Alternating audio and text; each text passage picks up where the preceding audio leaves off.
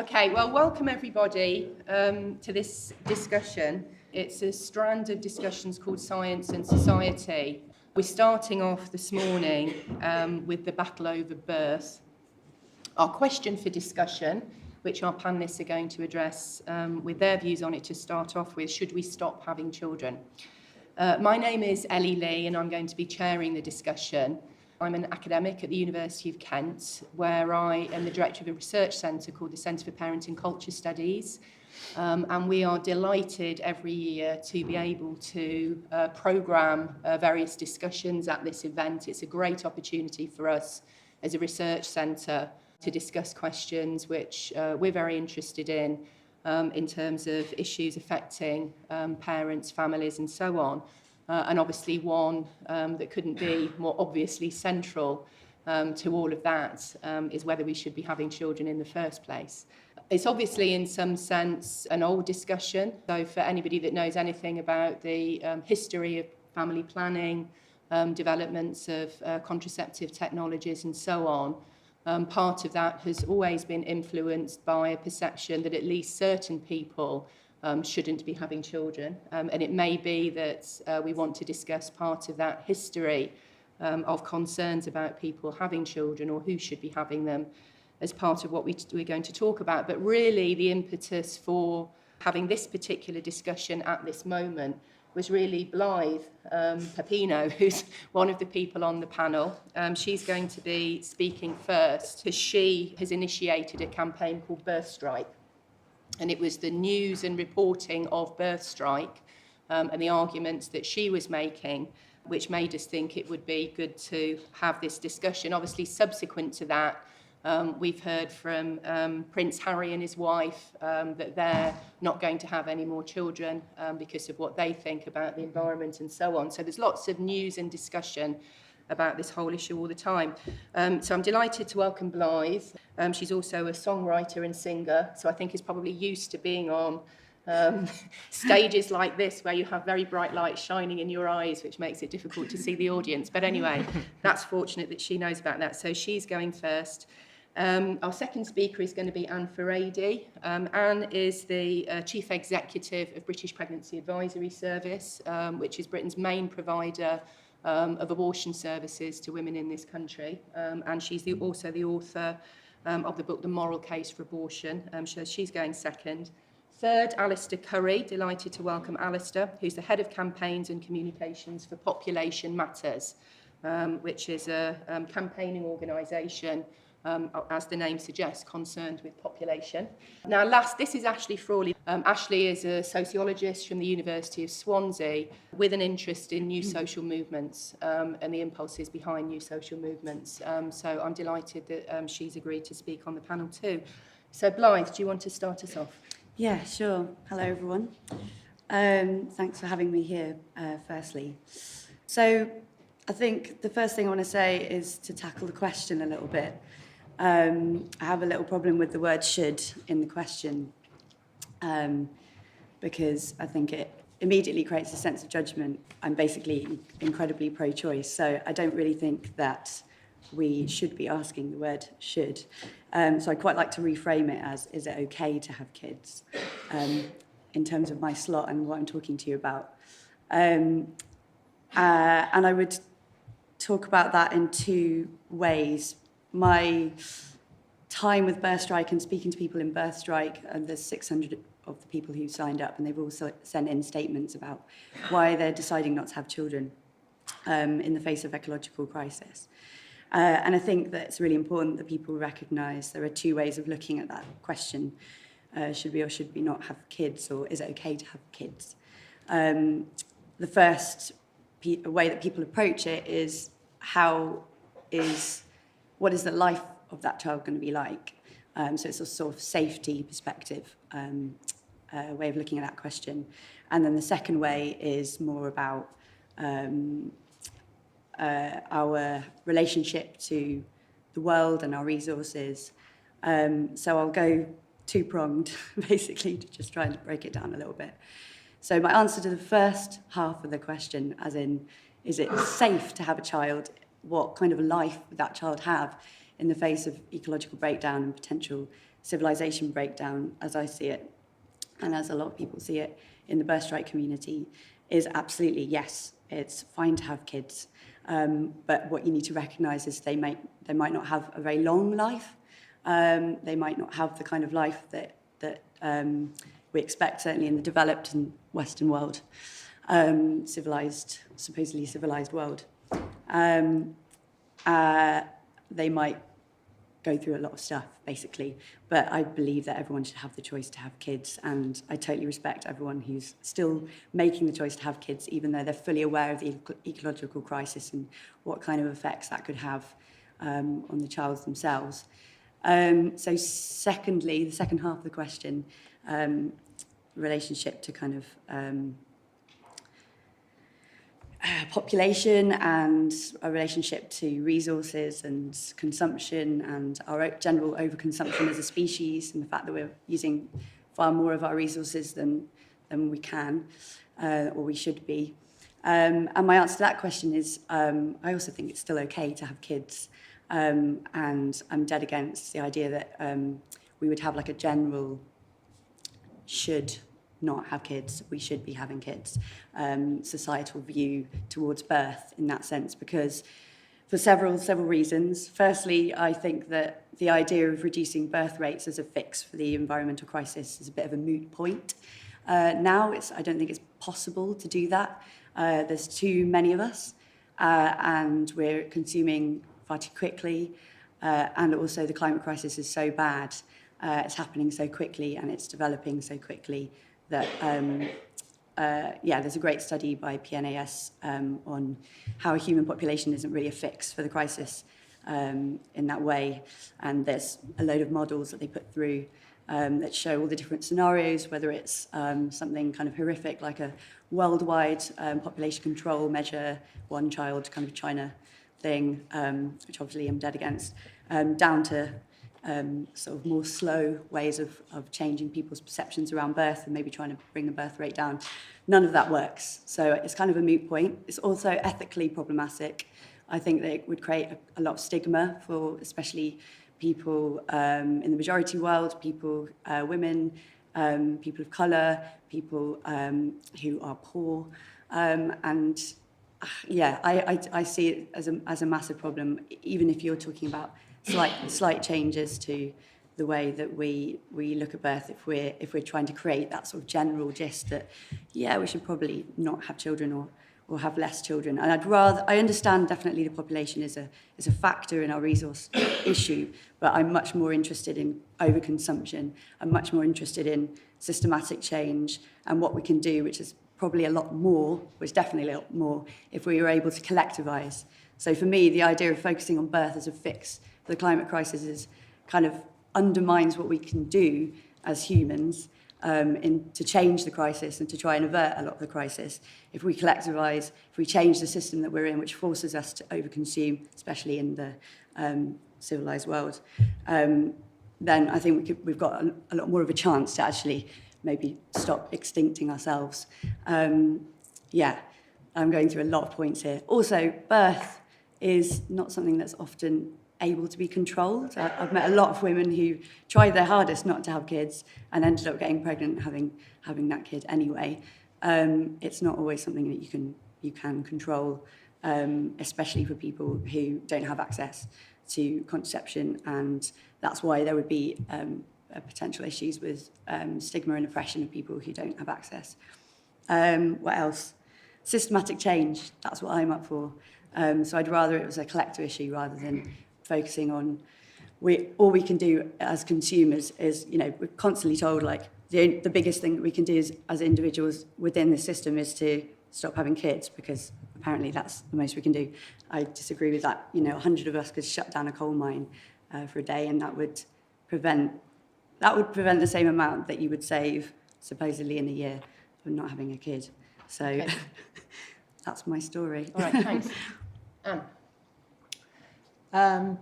Thanks for inviting me to address this. I often feel as though I'm sometimes a little bit behind the curve in looking at some of these new social movements, and I have to confess that the first time that I came across the BirthStrike argument was when I was involved in making a film that's actually being shown later on today. Big plug, come along to the session. 4 o'clock for the film on the value of life. And this was a series of lectures that I put together with John O'Brien. It was some discussion that was filmed in front of an audience in Amsterdam, a genuine student audience. And at lunchtime, at the lunch break, one of the students asked if he could have a chat with me because he'd heard that I'd written this book, The Moral Case for Abortion. And we just had the saddest conversation that I can remember having with a really bright guy in his early 20s who came up to me and said, did I think it was really bad that he wanted to have a family because his friends had told him that it was morally wrong to have children? And what did I think about that? And we had a really good conversation with it where, I was really trying to explore with him why anyone could possibly think that it would be in somehow bad or immoral for him to have a child when our children, whichever way we look at it, are the future. They are the path that we have into doing things going forward, and the ambition to continue our values and to continue our lives into the future seems to me to be a very natural and a very good thing to do.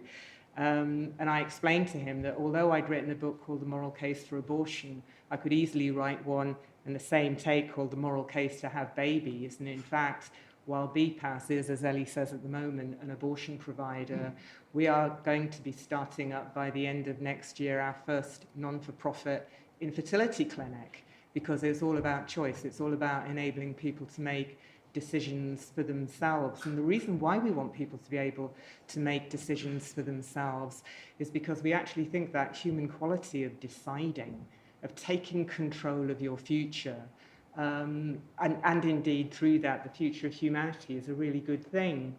So I'm bothered by the BirthStrike movement. I'm bothered about it because I think that it's a bit misanthropic. I think it sees people as a problem.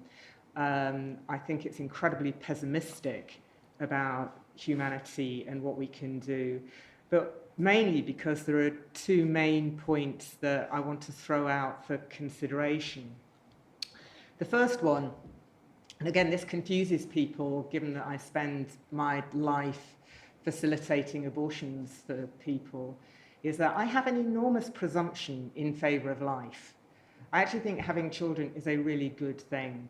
I think bringing new life into the world, raising new people like us, is an enormously good thing. And I also confess to a large degree of speciesism.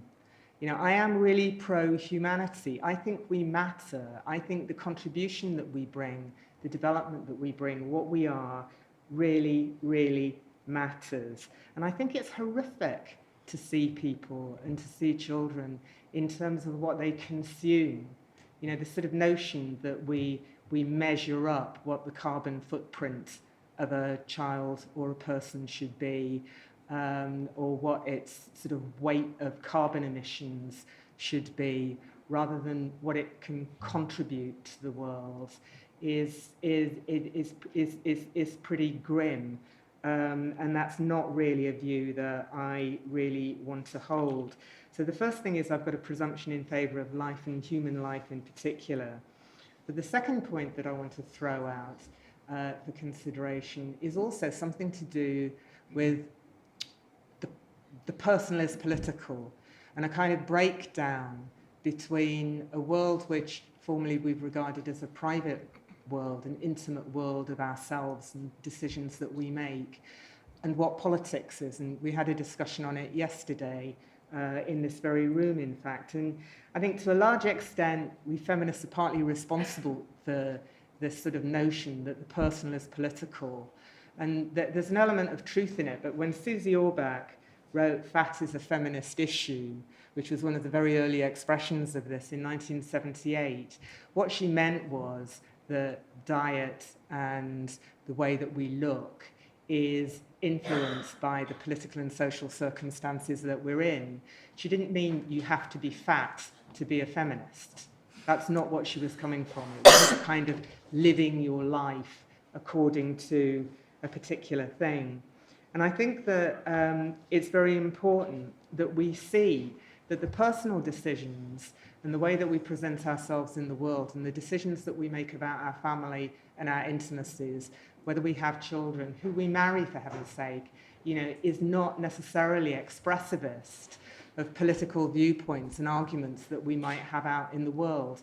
The fact that I've been married for more than 35 years to a white Jewish guy does not mean that I am that I am a racist in that I chose to marry a white guy rather than a black guy.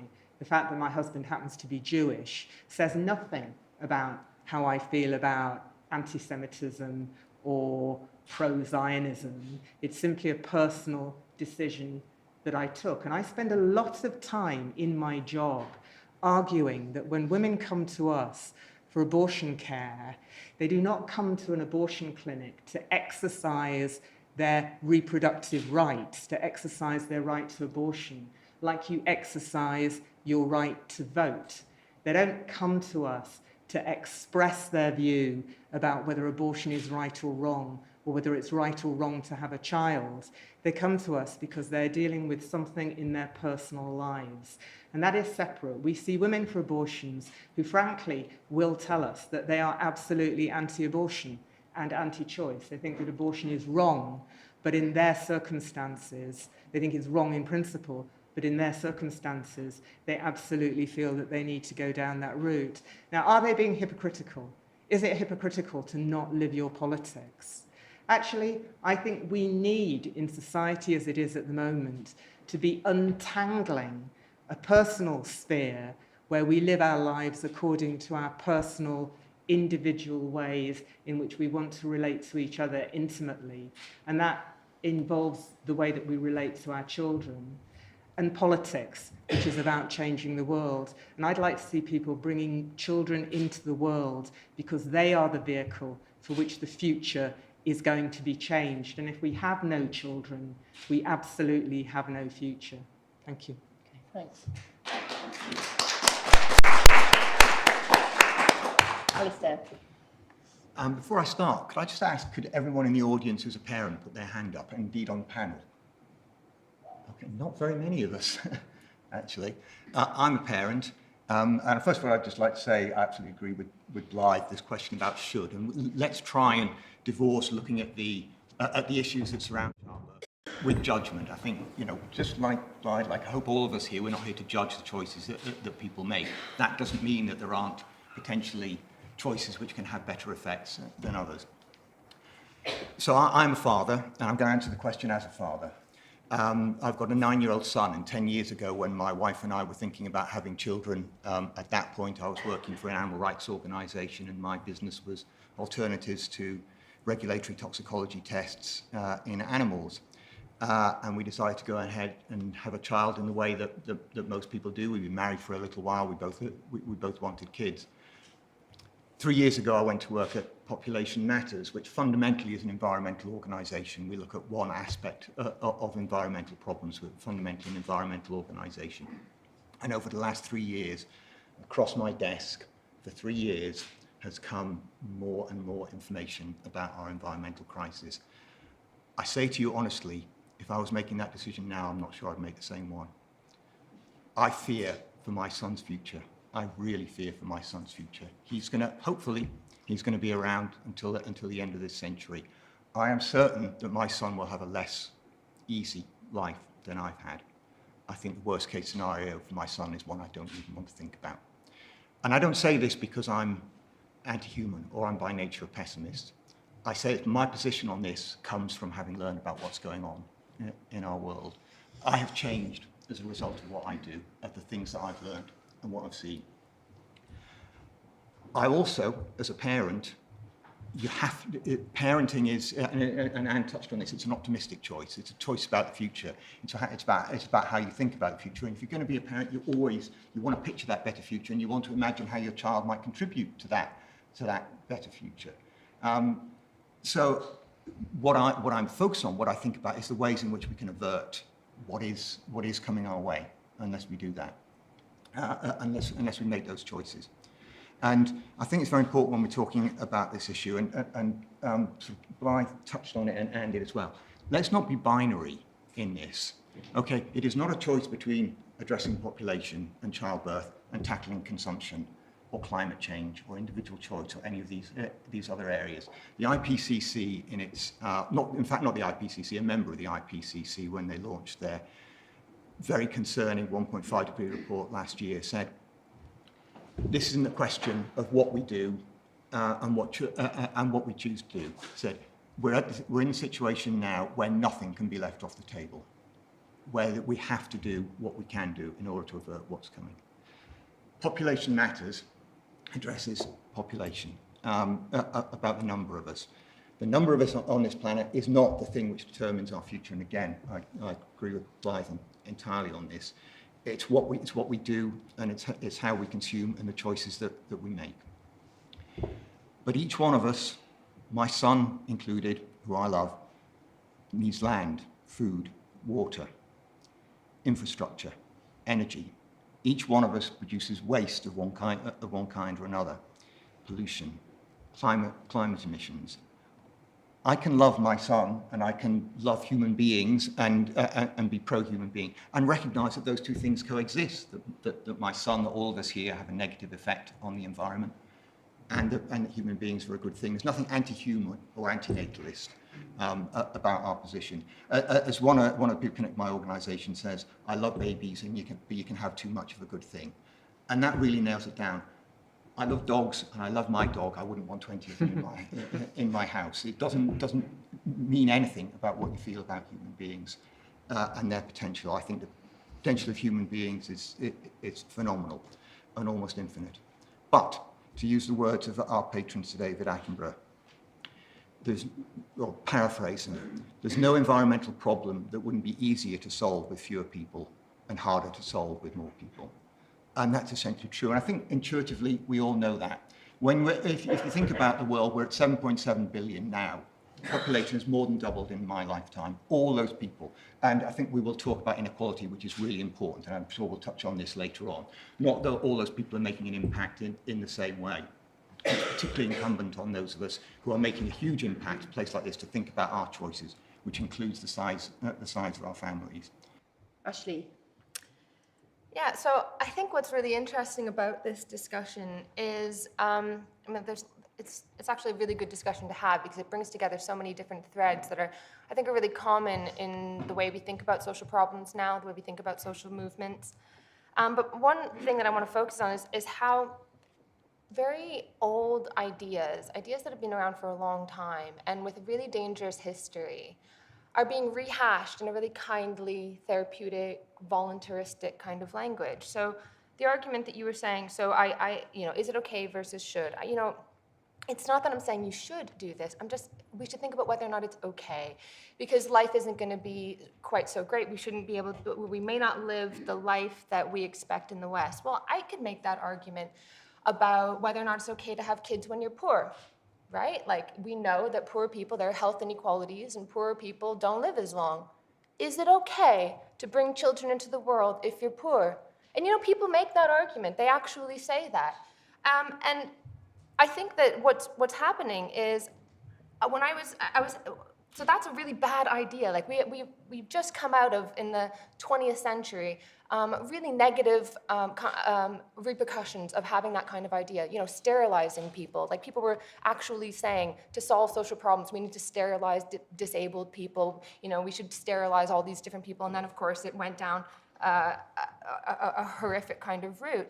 But we're recasting these ideas, not these exact ideas, but very similar kinds of ideas through therapeutic and voluntaristic language. And as I was sort of thinking about what I was going to say today, I was kind of joking around and wondering, is there any limit to which we can recast these bad ideas of the past through kindly language. And I was thinking like voluntary euthanasia, right? So older people, you recognize that it is, there's a lot of you, and it's quite hard for young people today to work and have your taxes be paying to take care of you. Should you not, just kind of, volunteer? I'm not saying you should. Should you not volunteer to be euthanized? Don't you think that that would be a good, I'm not saying you should.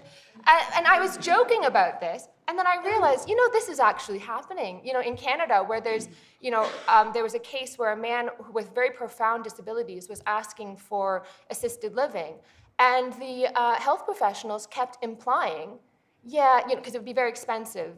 He had very profound disabilities, and he wanted to live in the community. And they were basically implying, but we have euthanasia, and that is an option. And they kept pushing, and he felt like he was being pushed into voluntary euthanasia. And the headlines in the newspapers were, "Man offered assisted dying instead of assisted living." Sterilizing Indigenous women in Canada. So there's a court case right now. Up until 2017, Indigenous women were being sterilized. So when they were having C-sections, at that point, they were being pushed into voluntarily sterilizing themselves or being sterilized. And I can guarantee that is not part of a conscious eugenic program, but more like, well, these women are very poor. A lot of them have substance abuse issues. Wouldn't it be best if you sterilized yourself? Wouldn't it be? And they're like open on an operating table, pressured into this. And I found it, or like women being emotional and irrational. So that's like an old, really like negative idea. And I actually routinely get manuscripts. That's why I'm on the editorial board for Zero Books. And it'll be like, if only we could put women in positions of power, because women are ruled by their emotions and they're closer to nature. But I mean, this is a good thing, which was in the past a very damaging and insulting idea of women that kept them out of public life. But now it's like, no, ladies, I mean, this is a good thing. So we're sort of rehashing these old damaging ideas in ways that sound really nice. And and in some ways, this has always been the case, because obviously, people who, during colonialism, people who went on civilizing missions, they truly felt that they were doing good things, and they definitely communicated what they were doing in very nice language. But I think what's interesting now is that there's nothing really fighting against these ideas. We've got a situation where if something sounds good, well, it just must be, right? So as the left and right have been untethered from their sort of economic bases, their traditional bases of support, it becomes the left is like nice people who care about people, and the right is these mean people. So if you're like a little rough around the edges, you're alt-right. And if you're a nice person, you're left. So then if an idea is cast in these really nice sounding ways, it's very disarming, and it becomes very difficult to fight against these ideas. It strikes me that we aren't actually rejecting these old bad ideas, we're just changing the sources of them. So censorship, is it bad when the state does it, or is it just bad in general? Some people go, no, it's fine, it's not censorship because a corporation is doing it. Or it's not bad because I censor myself, right? So what's interesting is that the source of the coercion is moved inside our heads. And that's the way that power now exists. It's not enacted from the outside. It's not a coercive, China, the state, telling you, you must do this. Now it's like you are invited to police yourself. And it's not so bad because I'm doing it to myself, right? So I see this with loads of different movements, like medicalization. People would reject that. Don't tell me my experiences are medical problems. They're structural problems and that sort of thing. And it's moved to, how dare you doctors medicalize me? I will medicalize myself, thank you very much. I have self-diagnosed, and so it's actually become much more insidious because it's much harder to fight against, because it sounds so good, but also you can't name a common enemy. You can't name the enemy. Who is it? It's you. It's yourself. You are the only barrier to the wonderful future that lays in front of you. You punish yourself. Look at in Canada, there was a climate march. Trudeau was out with them. And that's so disorienting. You're like, well, who am I even fighting against here? I have no idea. And so a lot of these movements will use the language of decolonization But it actually might be a form of what we call deep colonization, or what Yang Ji, a Chinese sociologist, calls kindly power. Power enacted through a kindly language intended to bring people on side. And this makes it much more insidious and harder to fight against because it's disarming. And it makes it very, very difficult to see, when it sounds so good, why we should be fighting against it. But these are old ideas. These are ideas that brought us down a very bad path in the past. And we need to bring forward an idea of human action that is very positive, because that is the only way that we can solve the problems. The only things that can solve the problems on this planet are us, human beings, the human beings that will be born, the human beings that are alive now. Okay, thank you. Should we thank our panel? I think what I'm going to do actually is just come straight out to you. I think we've got there are some pretty clear lines on the panel here, I think, 2 and 2.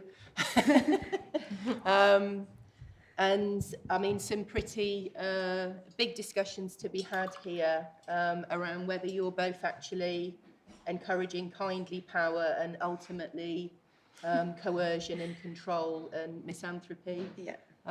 And whether any of this should ever be made the subject of personal life.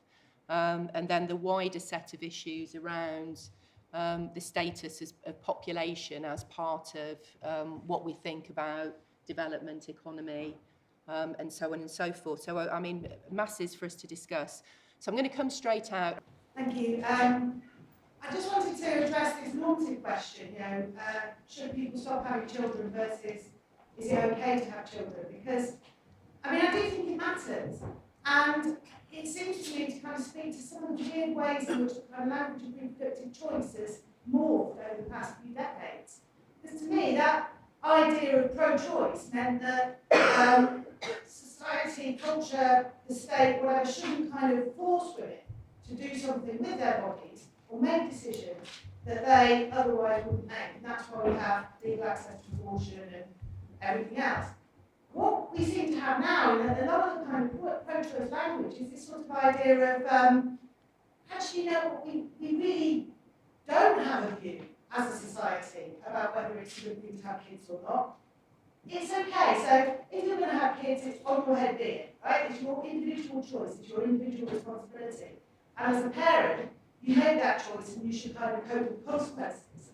And you get this sort of coming out quite a lot in terms of sort of parenting culture, where people do describe this very individuated experience of having children now, where no one's saying, oh, it's a bad thing to do, but it's sort of outside the wider context that this is a good thing to do as a society.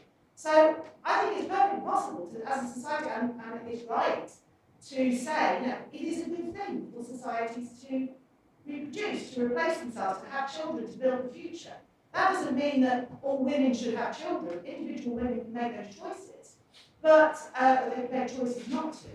But in a kind of optimistic context where it is seen as this is the right thing to do. And I think, actually, I kind of agree with what you were saying about this, this kind of power, domination, and the problems of sort of the therapeutic language around this. But I also think that policy trajectories and various kind of economic trends at the moment are actually exercising quite a lot of influence in framing people's sort of decision, that basically encourage people to think that actually having kids is too much of a risk worth taking, too much of a difficult thing to do, and it's actually making it very difficult for people to make that individual decision about it's good to have a family.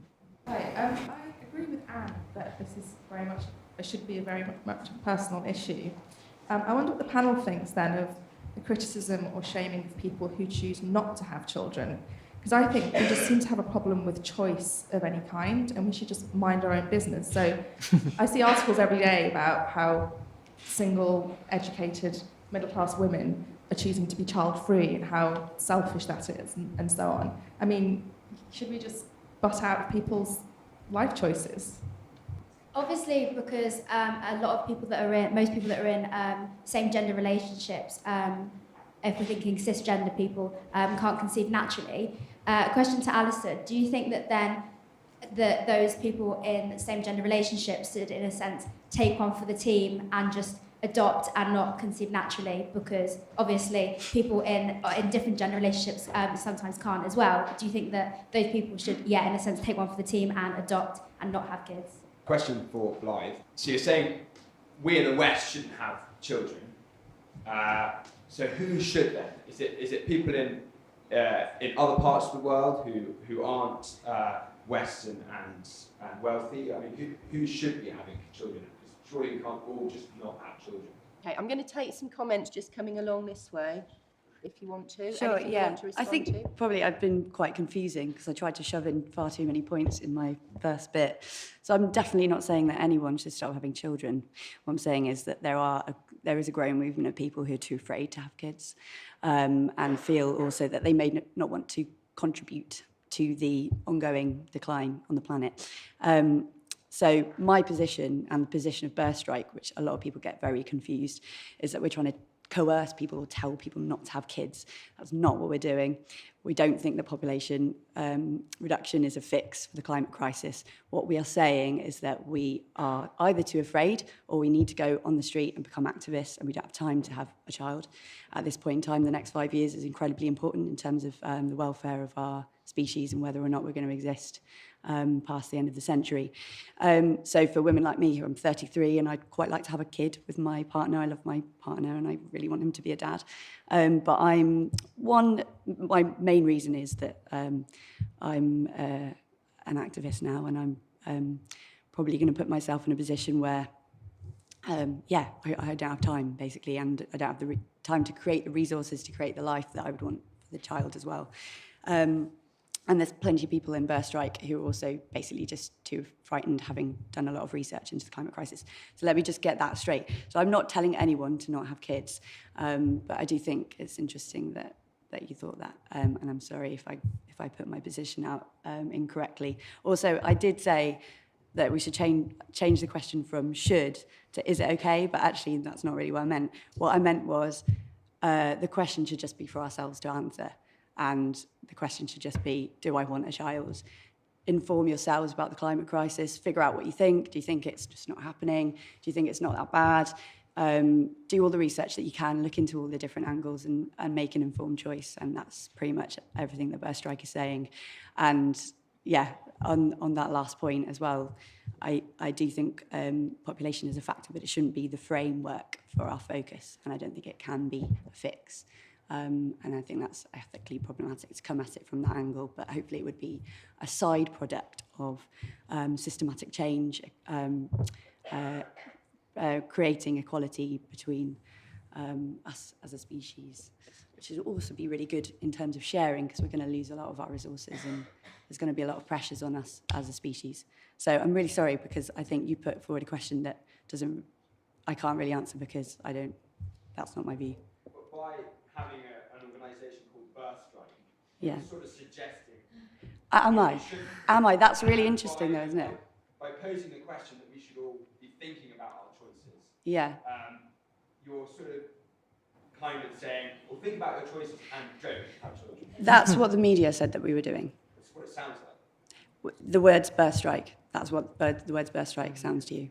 I mean, if I may, a strike sounds like something you do in order to create a change. And it's a temporary thing that you do in order to create a change. And when you have the change that you seek, then you A bus driver on change strike your doesn't behaviour. necessarily mean he doesn't want to drive a bus. Since you started, do you want to keep going with anything else Yeah. that you want Well, to no, come back on? And there was a sorry, question I mean, I for kind you. of, Blythe, did you want to say anything? Oh, Well, I no, think- carry on, sorry. We need to move on a bit anyway, so you go now. Okay. First of all, to answer your question that you had, the word we've had a few times here, which is a really important word, is choice. Everyone should be able to choose whether or not to have children. And so I'm very pleased to hear that BPAS is introducing infertility treatment, because people should have that choice. The world is not going to be saved, and the world shouldn't be saved by people who are forced into a situation where they can't have children, not having children. What we seek at Population Matters is that people choose to have fewer children where they can. An awful lot of people can't make that choice yet. So where this starts off from is empowerment. And the recipe for bringing fertility, which is, and fertility is, I'm speaking of fertility in the sort of statistical term rather than infertility, as in the medical term. The recipe for bringing that down is well known. It's reducing poverty and also inequality. It's empowering women. It's ensuring everyone, especially girls, but everyone has high quality education. It's making sure not simply that people have access to modern contraception, because actually almost everyone does, but there are many other factors that prevent them from using it. And it's giving people the choice and explain to them the reasons why having a smaller family might be a good thing. Those are the solutions, those are the things that bring down the number of children that people have. Bring down the number of children that people have is going to help, and it's going to make a big difference. Now, again, just to emphasize something that Blythe said there, having fewer children right now is not going to solve the climate crisis. Let's be absolutely clear about that. The IPCC said last year that we have 12 years to fix climate change broadly. That's what they said. Changes in fertility just now will make a difference. Any child that isn't born in the next 12 years won't be producing carbon in those 12 years, but it's not going to solve that problem. However, first of all, let's not think that climate change is going away. Choices that we make just now, and particularly when it comes to choices that we have about having kids, those are choices which have effect for literally generations, for decades, those choices. Having fewer people being born, emitting carbon is going to help address that problem in the long term. Secondly, I'm afraid to say the climate crisis is not our only crisis, not by a long way. The biodiversity crisis is every bit as scary. It doesn't get the attention, and climate change rightly has the attention. But I'm old enough rather to remember when we used to talk about conservation. Now what we talk about is the sixth mass extinction. The things that drive extinction, the things that drive biodiversity loss, things like habitat loss, all those kinds of things. Almost all of them are driven by one of the factors that drives almost all of those is population growth, and the scientists all left that. It's not the only thing, and this is a really clear message I want. We can't solve the world's problems through addressing population. If we don't address population, if we don't address our numbers and find voluntary choice-based ways to bring them to a more sustainable level, we're not going to fix our environmental problems in the long term. We need to do both. Let's not be binary about it. Ashley, anything you like? I thought empowerment might be. Yeah, so empowerment, sharing, And I see this all the time, like, I'm not saying you should do this, but as a good person, just as a nice guy, you should do this, you should, but what you're actually saying, particularly with empowerment, is I give you the power to enact what I want you to do, right? So that's what and when people don't enact that, they're bad. If people actually have like a bottom-up kind of way of doing things that is fundamentally challenging to that narrative that's given to them by the state or by NGOs or whatever it is, international development policy, whatever, then they are bad. So like. You want to empower. So there's another really good example of really bad ideas getting rehashed in therapeutic language. So we want to empower communities in Africa. So I was joking, and then I realized this is literally international development policy. So they say cultural continuity is so important to people. It's such an important part, particularly in Africa. What's happening is so many people have left. And then you've got these communities in the UK, for instance, that are really cut off from their homes. And so we want to just try to go and encourage people to have this social cohesion and community within African villages so that they don't feel the need to leave, which is a wonderful therapeutic way of saying Africans should go home. But that is literally what people are saying. Like they think of, so if you have aspirations, you want to move, if you want to leave your squalid existence and you get into a rickety little boat and go across the water to try to get to the EU, that's the bad kind of having power and deciding how you're going to live your life. We want to empower you to enact what we think you should do that works for our societies. So I think what's scary about this, again, is that I actually prefer the old kind of coercion, because at least when you had a policeman beating your head, your mind was still, it might be damaged physically, but your mind was still yours, Now the coercion is total, because it's coming from you, it's coming from within. So it's very hard to fight against that. I'd actually prefer the outside coercion, because then I know you are the enemy, I'm going to fight against you. Now when I control myself, who's the enemy? Me for what I did and what I chose. Right. Anne. A couple of things. First of all, in response to the question over there, I would absolutely support any non-cisgendered people seeking fertility treatment at any clinic that we're running, for sure. I definitely don't think people should be singled out to take one for the team. Small point on, I don't think we should get too much into the semantics of the word strike with this. It's one of those words, isn't it, that you can use to mean a whole load of things. I have to confess, being a bit sad, one of my favourite TV programmes is Strike Force, which involves a lot of hot Navy SEALs of both genders and all genders running around, blowing things up. Oh, and there's a really cool dog in it as well, blowing things up in defence of Western civilization. I don't think they're seeing it as a temporary thing. I think they're seeing strike as a means of fighting back.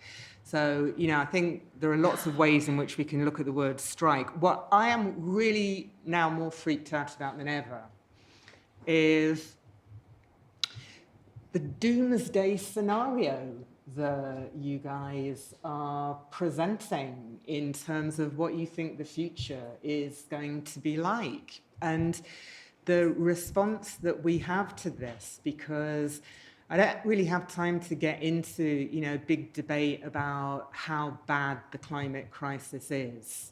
And I don't really know all that much about it. But just putting it to one side, even if I assume that the climate crisis is as bad as you think it is, right?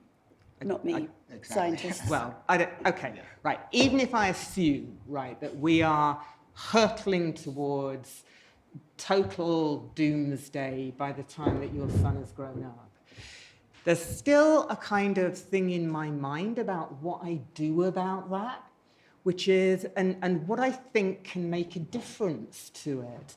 So when I think about the new generation of people who are going to be born, I really genuinely do see them as being the problem solvers.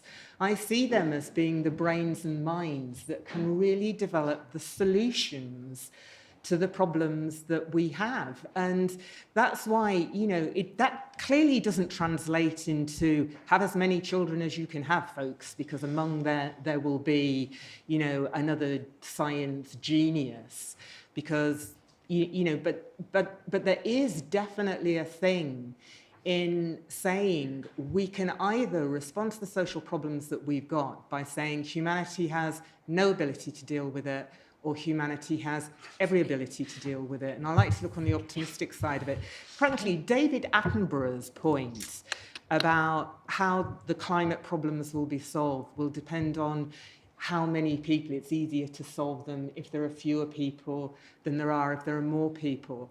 I absolutely would bet my year's salary that Attenborough thinks that the world is a better place because he is in it. He doesn't think that he is one of the people who shouldn't have been born as a contribution to all of this. I just think that we should really think quite carefully what it means when we say we can't address the problems that we've got going forward. Okay. Can I just say quickly on that? We are not saying we can't address the problems. We're not saying that's slightest. What we're saying is how severe the problems are. And just to respond to that point, if anyone imagines that 7.7 billion brains on this planet aren't enough to solve our problems, then there is no hope for us. Yeah, I also have a son, and I'm on balance fairly certain that his life will be better than mine.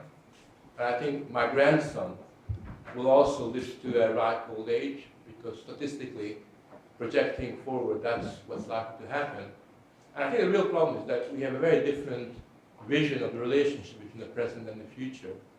And it seems to me that human history has shown us time and again that there are moments when we think that this is it. Around the year 1000, people were, as we went into the 11th century, they were kind of looking around waiting for the world to end. They thought that was it, there was no solution to it. And I think, in general, human beings have had a fairly good capacity to solve problems.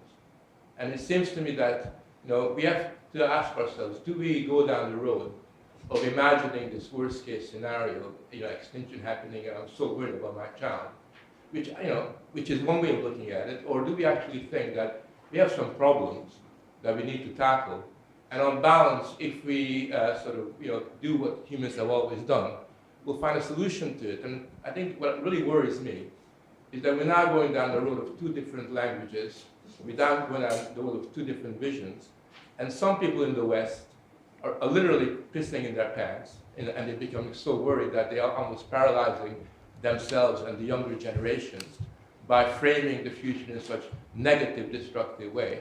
Whereas in other parts of the world, I just been to Asia recently, people say to me, do you guys really believe what you're saying? They just find it incomprehensible that we lost confidence in our capacity as human beings. So we're virtually seeing everything in this kind of very black and white negative terms. And I think that as adults, we have a responsibility to actually give children and young people the confidence to work as problem solvers, to believe in their capacity to transform the world for have a better future, than to kind of give them this constant diet of scare stories, which actually, sort of, when push comes to shove, will prove to be, sort of limited significance, because we will find these answers. And I think we've got to believe in our children rather than imagine and worry about them, because they will teach us many very important lessons. Okay, next to you, and then behind you. I've been talking and reading about this with young people. And one of the things that strikes me is that I don't think that when people think about whether they have children or not, whether they are thinking of it in terms of solving problems. I think that it's much more about whether that's something that you want to do. And what really strikes me is that I don't think that there are that amongst the younger people that there is a desire to have kids, or that they can necessarily imagine themselves having kids very easily. So if you look at the reasons that people give when they talk about whether they would have kids or not, or more particularly why they don't want to have kids, you get answers like, well, it's kind of expensive, and it would be a cramp to my lifestyle. And it's so interesting because it's like socialization and bringing forward the next generation is about making us want to do what we have to do to survive.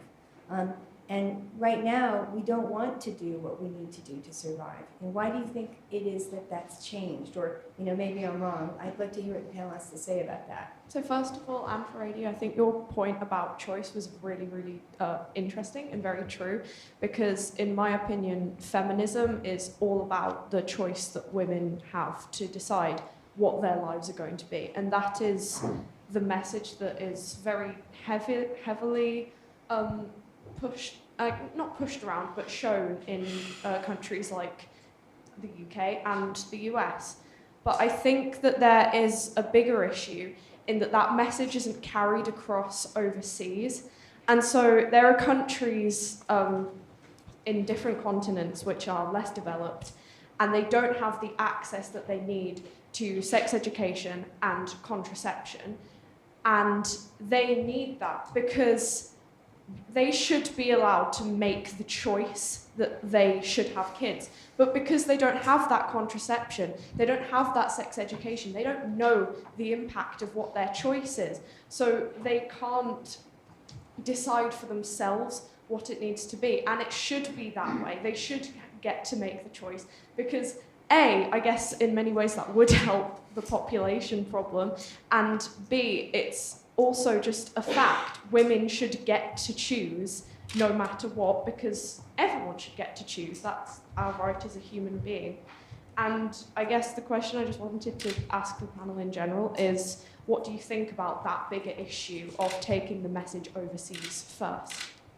Okay, I'm sure we can come back to that on international family planning. I just wanted to address something that Anne said, which was about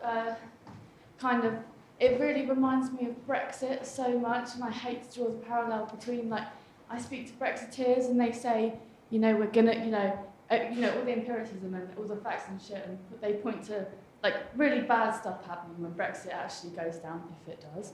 But somehow these Brexiteers have this, really romanticised idea about how the young people are so creative and they're gonna fix it, and, it drives me kind of crazy because I don't think it's just, I'm 22, And like, it's not just my responsibility. Like, I'm creative as hell as well, but like, there's only so much I can do.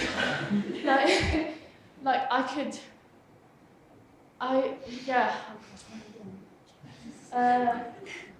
When I hear that we're hurtling towards some kind of catastrophe in the environment in 12 years, I'm going to be 34 years old. If that's when it's kicking in, like, other than taking control of my personal life and like not having a car, not having kids, being vegan, not buying all the things that come in plastic, I don't know what you expect us to do. We need it to come from higher up. Like, young people are amazing and creative, but there's only a certain amount we can do if it's not coming from all of you as well, because you have more power than us right now.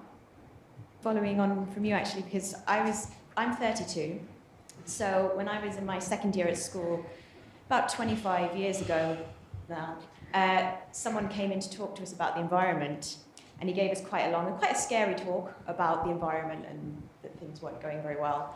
And then at the end, he finished it, he pointed like a finger at this class, and he was like, and it's going to be you and your generation that are going to have to make the decisions, and they're going to have to deal with this and change this. And I remember thinking at the time, like, I'm 7.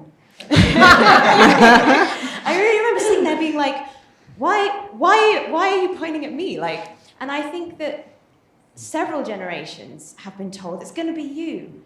Let's not be like, our children are the ones that are going to be the problem solvers. Like, I mean, I've listened to all of your arguments, and I really don't know almost where I stand in terms of having children around this, but I'm like, if we see having children in the future is the way we're going to solve crises that are crises now, that's putting a huge burden on them. You're feeling that burden now, like 10 years younger than I am. And I remember feeling it then when I was 7, being like, I'm 7. So I think that saying, okay, so let's see the children as a way out of this. And I know that's not exactly what you're saying, but having that is something that it just suddenly popped that memory up into my mind, and I just think actually through our choices, whatever choices you make and however you choose to make them, we need to be making them now and in the past almost, basically.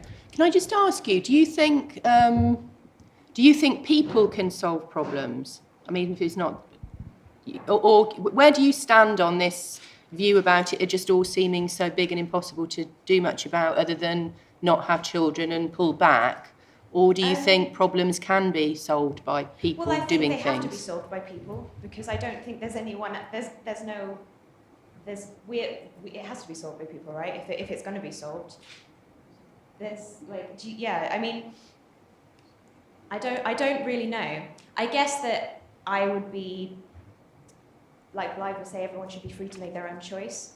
I appreciate that there's a lot of pressure, and we are being given quite a stressful set of ideas that we feel like we should be following. And it is stressful. Like, I'm 32, I have no idea if I'm going to have children, if I should have children, whether or not I can economically have them, whether or not it's a good idea. And like, I really think about it, like I think about it every day. And I don't know, I have no answer. And it is depressing. I think a lot of people feel sad.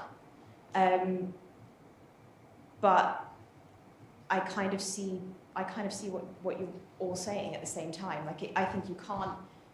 It's if we all get really depressed and are like, right, we can't have children, we can't enjoy anything. We've got to focus on the fact that we're probably all going to die. No one wants to live like that for the rest of their lives. Like, and we're not going to solve the problems if we live like that for the rest of our lives, because we're all going to be so depressed, we're not going to get out of bed and do anything. But then at the same time, I think like to also take responsibility and try and face up to the fact that big things that could have really long-term impacts, and we have to think about that, and we have to try and find solutions. So I don't really know the answer. Hi there, thanks for all your points of view. I'm frustrated in a sense because I feel like it's probably Boris Johnson's fault, but we've fallen into a bit of a political trap. We're talking about children, which is a biology question, and we're not talking about kind of altruism and free will, and we're talking about a choice question. We're not talking about those aspects of what compels people to have children from the very beginning. Reproduction has existed before we knew we existed. So I think those kind of things are relevant. Plus, I think it's important to acknowledge that we're living in, the red island in the blue sea in terms of Brexit, in terms of being rich, in terms of all those factors, and we know that as people get richer and more educated, the birth rate falls off a cliff. So I guess I just want to have a more kind of, all the points are relevant in terms of personal choice, the libertarian argument, climate change, all those things are relevant and important. I just think we need to really expand it out, and I'm curious to what all you think about having bigger biological, future-focused questions like, let's analyse, is free will real? Is altruism real? Is the natural fallacy something that's driving how we have kids and why? So they're not very difficult questions there then. I'm going to take a couple down here, then I'm going to come to the front for quick comments, not big speeches, and then we've got time for one more lot. So I would give more credibility to the movement of BirthStrike and see it less of an act of virtue signaling if our population rate in the UK wasn't what it is. So the birth rate in the UK is what, like 1.2, So we've already seen the effects of like us having less children and being able to provide for the aging population and the NHS. Contrastingly, in other parts of the world, the birth rate is much higher, upwards of 7 to 10 children, So likewise, if you look at greenhouse gases and emissions, what we contribute in the West is far less than compared to countries like India and China. That's not true. My question is, why do you think us having less children in the West will actually contribute an effect to combating climate change and birth rates in other countries? And would you advocate that non-Western people should not have children? I have 4 daughters, so I think I'm the worst person in the room. And I'm sorry, I'm not sure if they will be problem solvers. They are not interested in solving any problem at the moment. They are troublemakers. But what I'm asking myself, what is the role of a parent here, of an adult? How should we behave? And I'm quite shocked of the vocabulary that's raised here. Because, growing up is a hard time. There's a lot of insecurities, a lot of thinking about what is my role. And it's the first time that I hear the social movement is saying, okay, you as a kid, as your pure existence is a problem. It's a problem that you are here, and well, we can make something about it. But and I don't think that you will get old. I think you will die soon because the world is coming to an end. I think this is the worst thing you can say to a kid as a parent. And I think even if I'm not sure that everything will be nice and we will solve the problems, my role is to make strong kids, to give them a positive view on the future. Anne, do you want to start? Just to address one thing, and I'll maybe come back on some other things later.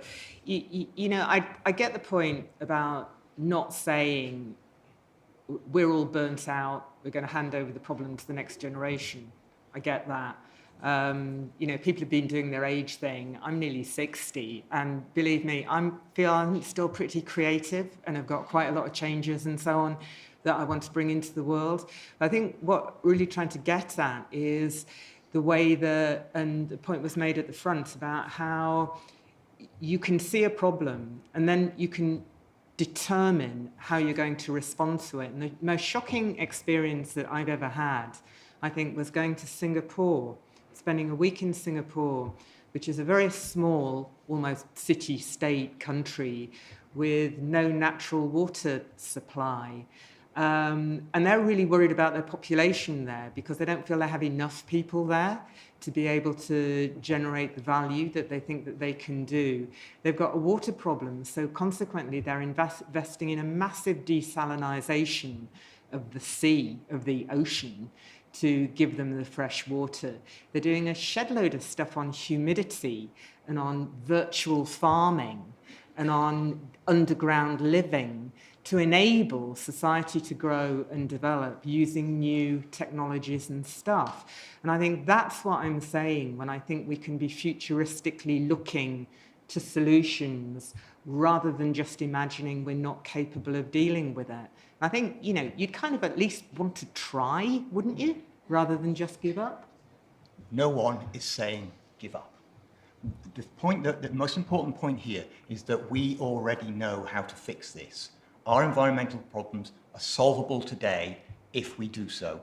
So we're not looking for tech fixes in the future. I mean, the reality is that actually when it comes to dealing with climate change, we are going to need some tech fixes in the future, but we've got enough people to create those already. But just talk about, there's lots of changes we need, system change. You read environmental reports, significant environmental reports, like I do as part of my job. One word comes up over and over and over and over again, and that's transformation. It says we need to transform the way that we do things. What we're not going to do is sit around waiting for some sort of technical fix for this. With all due respect, I think what we've mostly heard from Anne and Ashley today is theory. What we've mostly heard here is notions of how things might be, or how things were bad in the past, or what the consequences of something might be. Let's talk practical. Let's talk about how we fix things.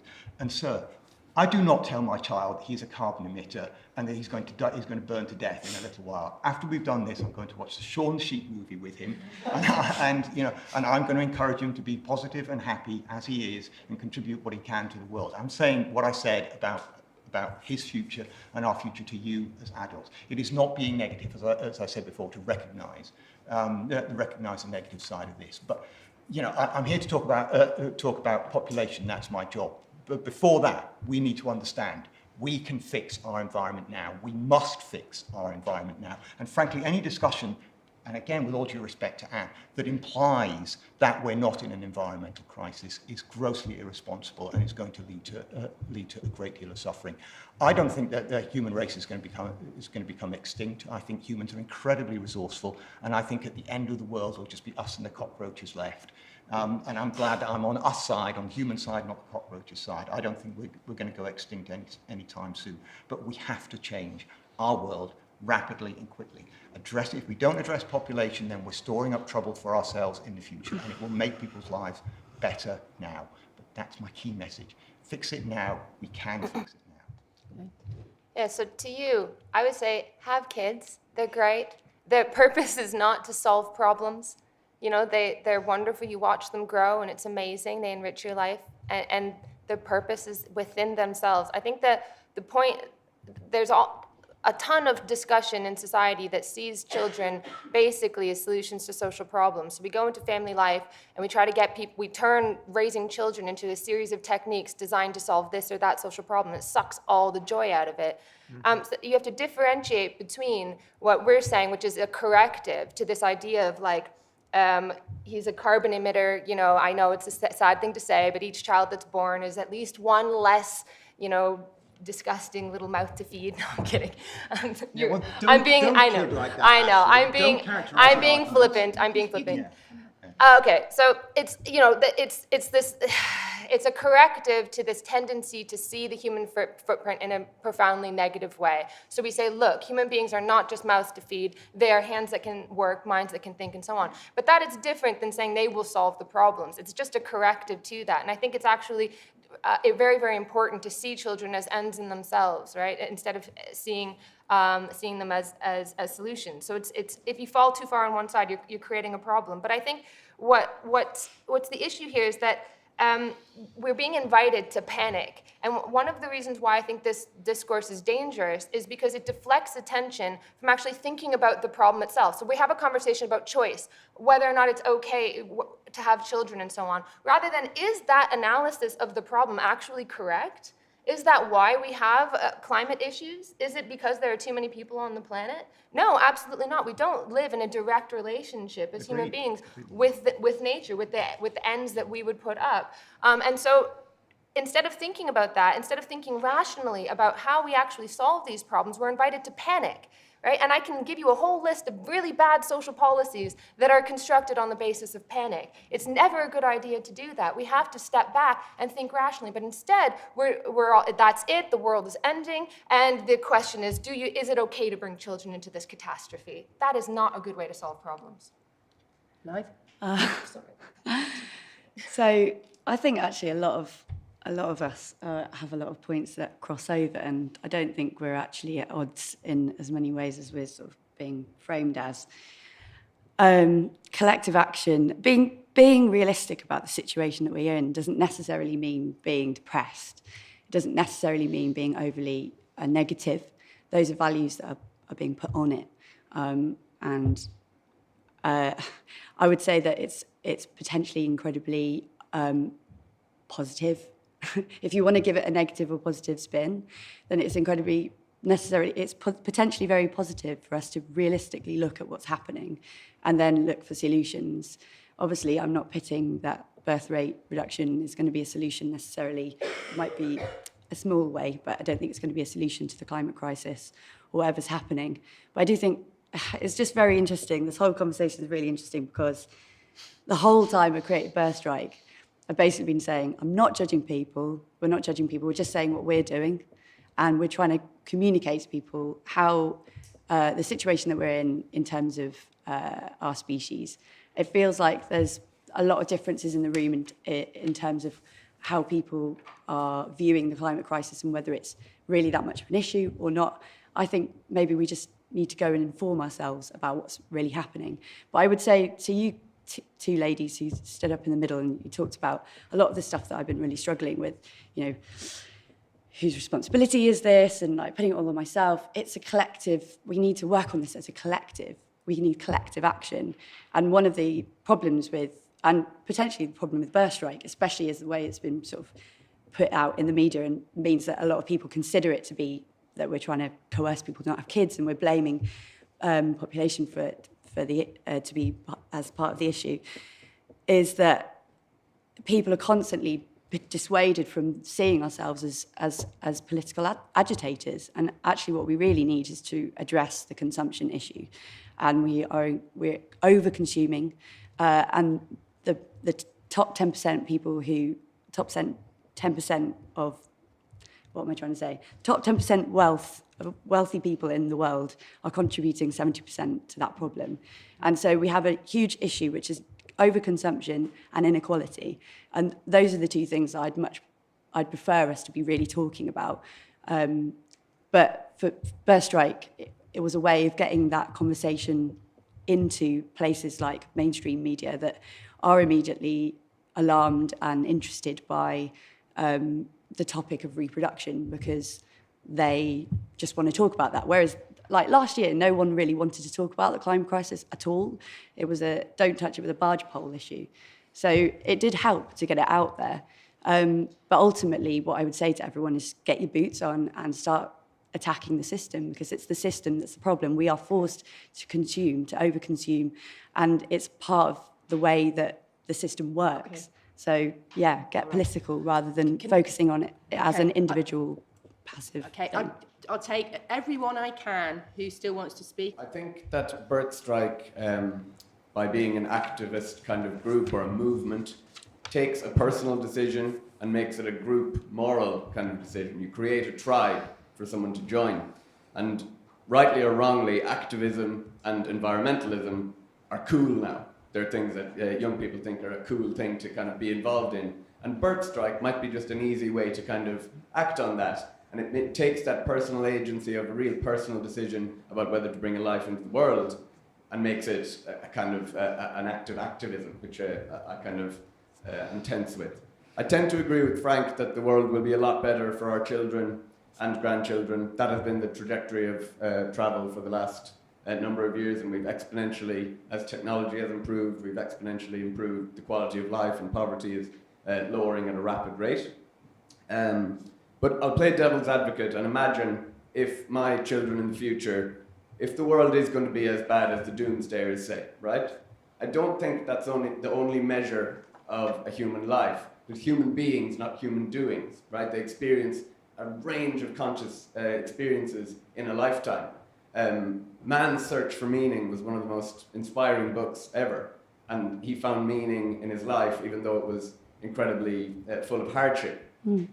In that lifetime, even if it is the end of the world, that person might fall in love, might have so many positive conscious experiences that wouldn't exist otherwise. On the topic of what's driving women to not want... Yeah, I think that, yeah.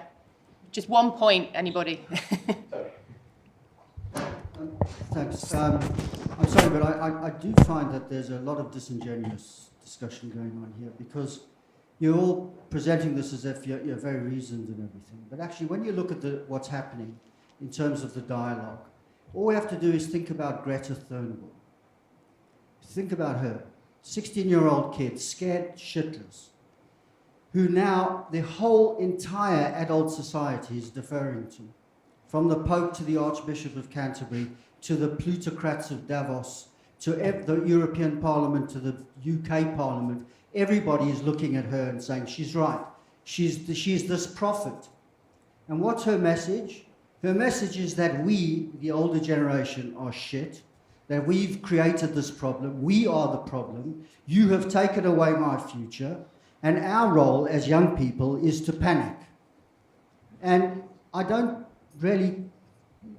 The problem here is you're setting up such a dialogue, such a rotten assumption, that it robs the potential of anybody looking at the world and looking at themselves as being capable of solving this problem. You're kind of paralyzing the future because you've got a generation of people who believe that they have no responsibility, that the adults have absconded from the room, they've left the building, and that they are somehow going to be left to pick up the can. And all they can think about is, well, we just have to cut back on what we're doing. We have to rein in our ambition. We have to stop the potential of us becoming the problem solvers of the future. And so the message here is really, really backward. It's the most socially backward movement in the history of mankind. Okay, that's very because clear. You're robbing us. Thank you. So behind you and then down to the front here, and I'm afraid, I'm really sorry I can't take you again. We've run out of time.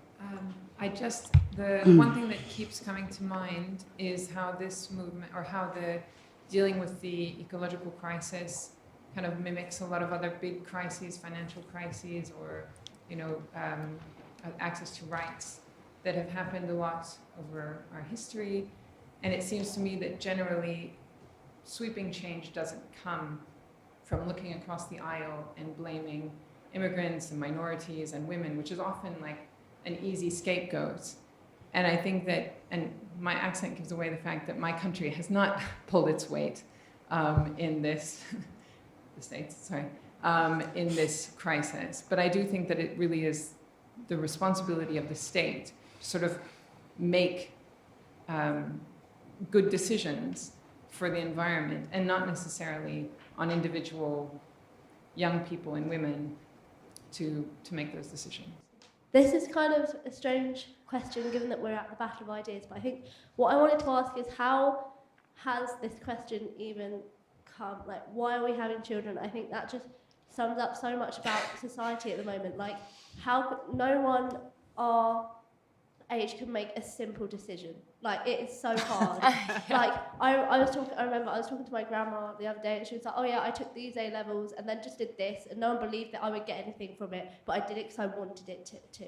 And now in education, it's like, you have to do this to get here, to get here, to get here, because then you need a job. But oh wait, if you get a good job, you can't actually do it because then you're like going to harm the environment by over-consuming. And it's like, everything is being made into a massive thing. And I think that's what the issue of this question is. No one now can think, oh, I want a kid. Can I have a kid? No, that's just not a decision. And I think what my question is why is it all made so complicated? And I think we can look at mass media and be like, oh, it's a good thing, it's getting everything out there. But people are trying to put their point of view, and nothing's corresponding, so no one knows what they think. The state don't know what they think, so they're picking on young people, and young people don't know what they think, so they're relying on the state to tell them. So it's just getting very confused on how we can fix that. Okay, thank you. Yeah. Great point to end on from the floor. I think it is really, really hard and really confusing, and I think, we're in this position because we've been lied to for a very long time, and ideally, our societies and our authority figures would have acted on the science a long time ago, and we perhaps could have done things in a lot slower way. We wouldn't have had to be so freaked out in so many different ways. We wouldn't have to deal with structural racism across the world and all the kind of issues that we've been trying to deal with for such a long time, at the same time as trying to deal with the climate crisis and all the exacerbating factors that it makes. So it is very hard, but I think we should look at it. And I think that we can try our best and we can live well while we're trying our best. And just because we're consuming less doesn't mean you have to live worse. Just because you're looking at the problem and you're trying to solve it doesn't mean you have to be depressed. Just because you're not having kids doesn't mean you have to be depressed. Even if you have kids, you can live a good life in this period of time. I think a lot of people have made a really great point that life, the value of life is relative. It's relative to how you feel, where you've been brought up, what your experiences are. So I hope that everyone in this room doesn't feel too pressurized when it comes to giving birth, but it just is it is an issue of our time, and I guess that's what BirthStrike is talking about and bringing up and bringing to the fore. I'd also recommend that if you've read about us through the media, then you probably it'd be great if you just looked up our website, which is birthstrikeforfuture.com, because it just clears up a lot of the issues that have been talked about in the room, especially yours over there, and links to a lot of really interesting resources. No coercion, just check out the website and make your own decision. Thanks for listening. Okay. What concerns me is how there's so little pushback against these kinds of ideas. So if you frame this as your understanding of what the system is, you would get pushback, and quite rightly, I think. And if you think it is a systemic problem, then we ought to have a conversation about the system. What exactly is it? How do you understand it? If you think of it as a systemic problem, then the solution is actually technological. The important thing, it's important to realize that the good thing about capitalism is how it freed so many people to consume. That's the good part of capitalism. The fact that it has raised so many people out of poverty. I am immensely freer because I can press a button on a coffee machine and it goes bean to cup. I love this coffee machine.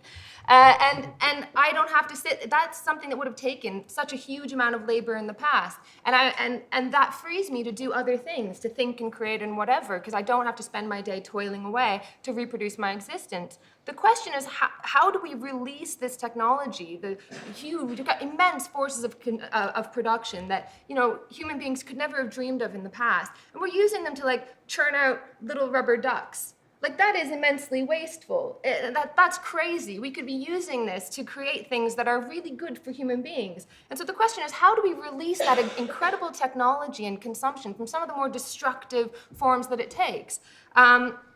And so if the problem is, how you frame a problem really invites a particular solution. So if the problem is species and so on, then the answer is make less of us, make less of this species. The problem is consumption, consume less. If the problem is systematic, we have to understand exactly what the system is, and we have to decide and figure out whether or not that is the correct understanding of the system, and we need to follow the most progressive parts of that system forward into the future. What is it that's good about this system? And how do we release that from its more destructive effects, and with our eyes always on the future and always on human freedom as an uncompromising goal? I very much take your point that you made earlier on about difficult choices.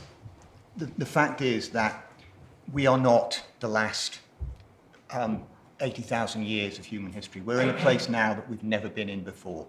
And the choices that we have to make now are all really difficult choices. There are no simple choices. And I wish it hadn't happened to you and your generation, or it wasn't something that's happening to my generation. But let no one be in any doubt about the situation we're in. It doesn't matter what's ever taken place before. The situation we're in now involves us all making choices and changing things. And I go back to what I said earlier on about you read this word transformation over and over and over again.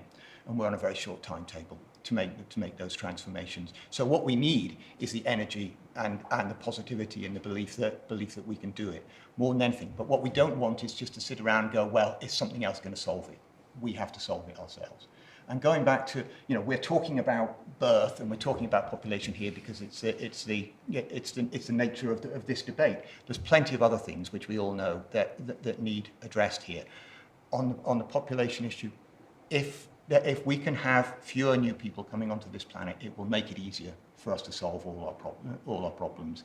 It's pretty much a statement of fact. The way we can do that is by positive means, by empowering people, not by coercing people or anything else. That is part of the solution, but the point is that we need to be focusing on the solution, on the things that we know that we can do. And the recipe is already there. We don't need to look for some new thing. It's there in the IPCC report, it's there in the IPBES report, it's there in multiple things that we see. So just quickly, very much emphasising what Blythe said. Please read BirthStrike's website. Please read our website, because there's so much that we haven't been able to touch on here just now.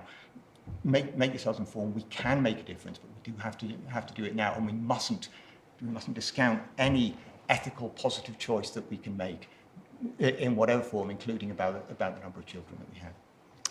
Well, I guess in some ways we've heard the arguments about two different visions of where society is now and two different visions of where society is in the future, and you make your decision about which one you think is the most compelling to you. I mean, what I would say is that no one has got the responsibility to have a child. I don't think anyone's suggesting that you have to have a child. I don't think that's a solution for society. I don't think not having a child is going to be a solution for society. I don't think that the solution lies in decisions that we make about the birth of additions to our families. What I would say is that, and what really worries me, is when we lose the distinction, as I think someone was indicating down here, between private decisions and intimate decisions and public and social change decisions. And what I honestly believe is that to get pregnant or to keep a pregnancy when you've got pregnant is one of the most personal and private and intimate decisions that we can take. I've got every sympathy with those of you who are sort of saying, oh, I don't know really what to do about this, and I don't know how I'll feel about having children. Of course you don't, because it's not a decision that most of us take in the abstract for a whole number of pro and con reasons. Typically what happens is that we decide to have children, or indeed to not continue the pregnancy that we have had unintentionally, according to the circumstances of our lives there and then. And a lot of that is to do with the relationships that you are in at that particular time. And so what I would say is that, you take those decisions according to what you think that you can best do, both for your own life, but also for the world going forward. But basically, hunkering down under the bunker, I don't think is going to bring any solution around at all.